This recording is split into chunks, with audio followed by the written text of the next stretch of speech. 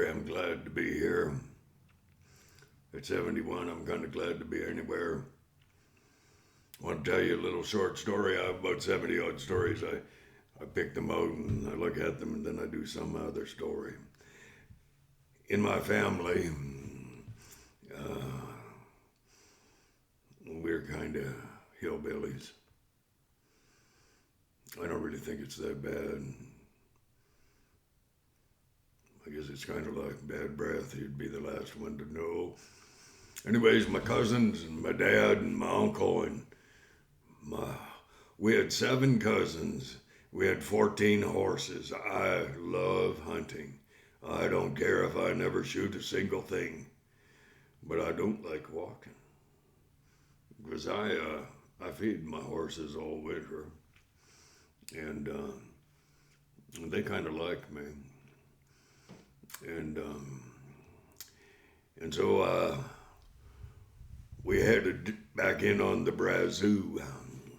That's west of Innisfil, Fairbed, and we hunted there a week, and then we headed north to what is called the Wilmore Wilderness. That's up near, right by Grand Cache, actually, and we went back in. My cousin had been an outfitter there for a long time, and anyways, we loaded all the horses up, and we headed out into the mountains, and I rode a short horse. It was my horse, of course, but I tell you, I'm a short man, and I like long-legged horses, tall and long-legged women. Anyways, you don't always get what you want. I rode that little horse for a few days, and I grew to really dislike it. And I rode away from the crew, all my cousins and family, and headed. I don't even know what that says. Anyways, I hope it's not bad. And that little horse, I rode it out across a valley about 7 miles long, and that little horse decided, when I turned it around to go home, it decided it was going to get there as quickly as it could. And I had heard, many years I'd heard about horses running away with you, and I thought not apt to happen with this man. And well, humility comes in many different ways, and that little horse took off, and wisely I reached down, and it took me a minute or two to find it, but I grabbed the saddle horn, and then I kind of thought I was going to die. And I wasn't too far off the truth. And I thought, well, I'll just circle this little boy out and around, and then I circled that horse once out there. I got it turned enough to make a circle. It was probably only a quarter of a mile across, and I turned him back, and I thought, don't you do that again, son. You don't know you don't even know what the lay of the ground is, the land is. I thought, this is not working out too good. And then I remember I never had much to do with rodeo. I just fall off horses. It seems to be a way of entertaining myself somehow. And I thought, if I were to reach up and grab that little guy's ear and lift its head a bit and bit its ear, I just bet he might stop and maybe buck me off, and I wouldn't mind walking this time. Well, I reached up, and I'm telling you, I've been on some fast horses, but you want to see a really fast horse, you want to see a short horse who's really upset. It's kind of like a short Irishman. I grabbed that little horse's ear, and I dragged my butt out of the saddle enough, and I bit on the end of the ear. Now, we were going about as fast as that horse could go, plus about 10 extra miles an hour, I'm sure, because I'd never seen that horse move that much. And I bit on that ear, and I was kind of looking down, biting on the ear, and I noticed my shirt was getting red, and so I thought, oh, I'm hurting the horse, so I'd let go, and I'd lean back, I do this sort of thing. I don't mean to upset you, but I kind of smiled and I said, I'm going to die.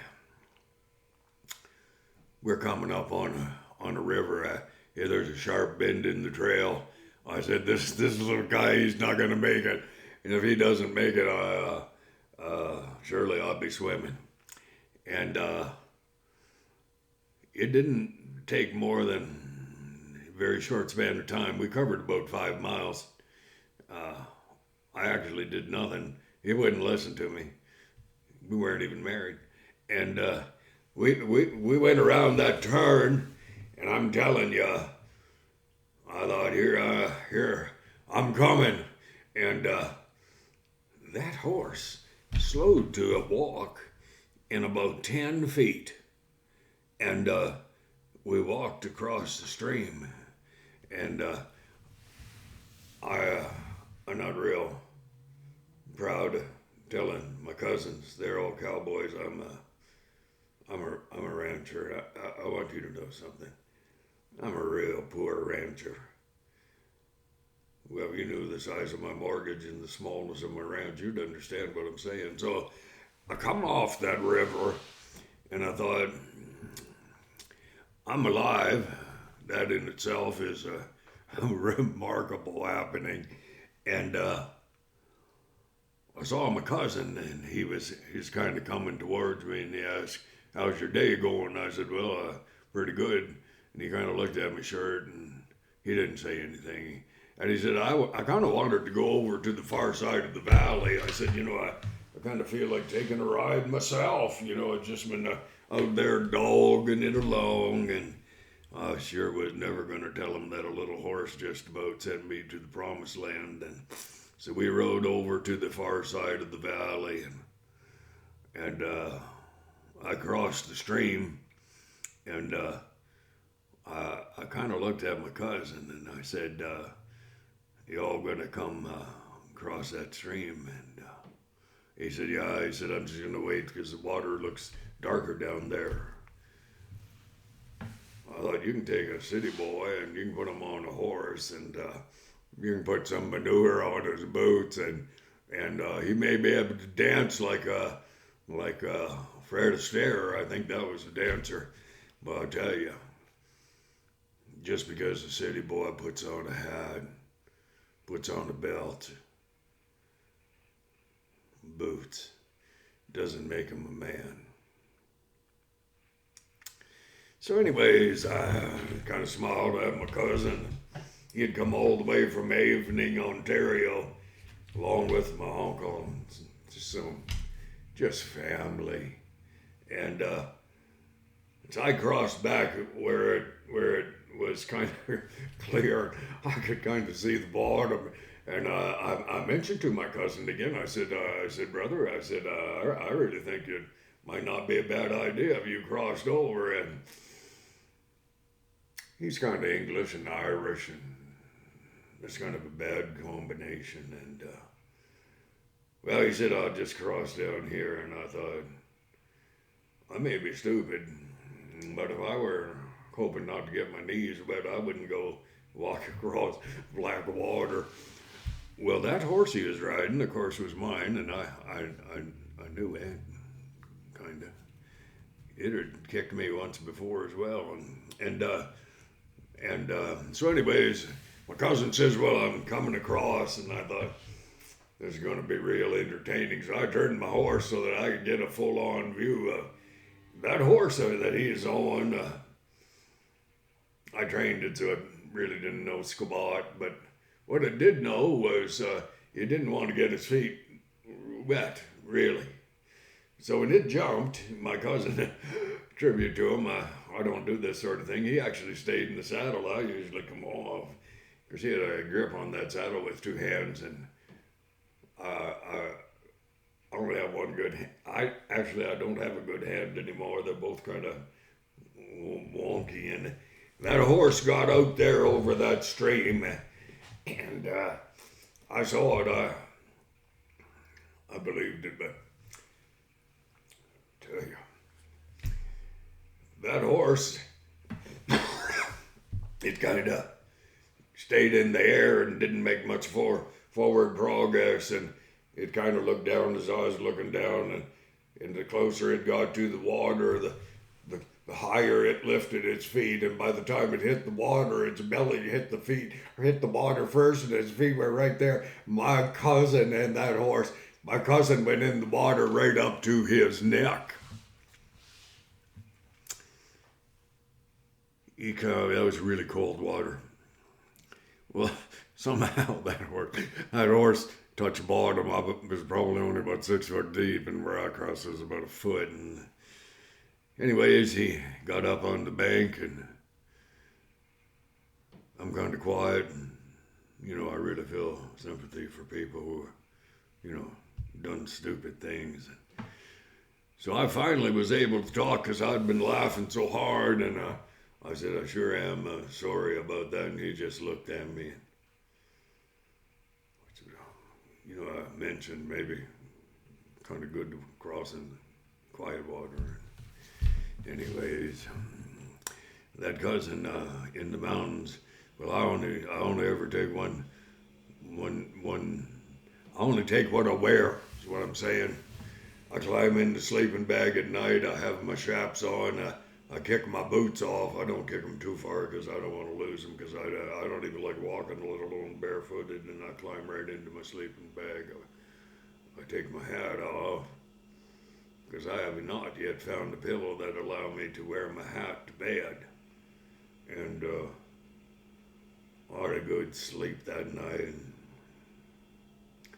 Next day we got up, and my cousin, another cousin, he said, we're going, he's a guide. I mean, he is a real cowboy. He says, we're going to head over by that lake. I said, what's that lake called? He said, it doesn't have a name. I said, well, anyways, we rode through the part of the afternoon, and somehow I got separated from the boys, and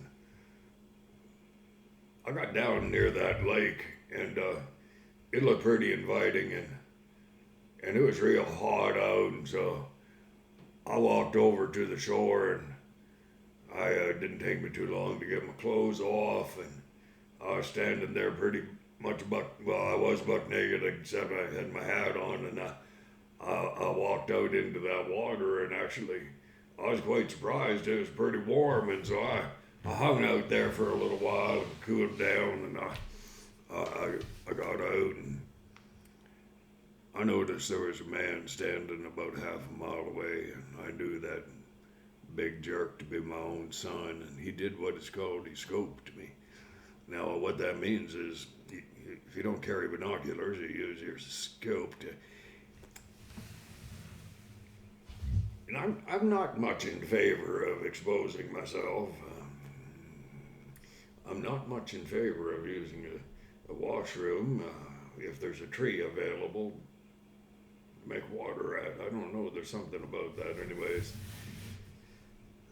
My son did that to me a couple of times. Every time he did, I dove behind some brush. I finally got up to my pants, and fortunately, the sun and the wind had dried me off, and I was able to get dressed without too much difficulty. I rode to my son, and we had a father and son talk, and then we rode back to camp, and my cousin, he is pretty sharp. He's a good man. I'm going to tell you his name. His name is Gilbert Martin, one of the best men I ever met. And he smiled at me. He said, well, are we going back to Bare Ass Lake tomorrow? And I thought, I wonder how. I think my cousin probably was watching too anyways. So I give you 3 little short stories. I hope you found them as entertaining as I have in the saying of it. I'm going to do my Red Skelton imitation. I'm going to smile real big. That's it. I can do a bit better. Anyways, God bless you. You have a good day. Thank you for the honor, privilege of talking with you. I'm going to try to turn this off.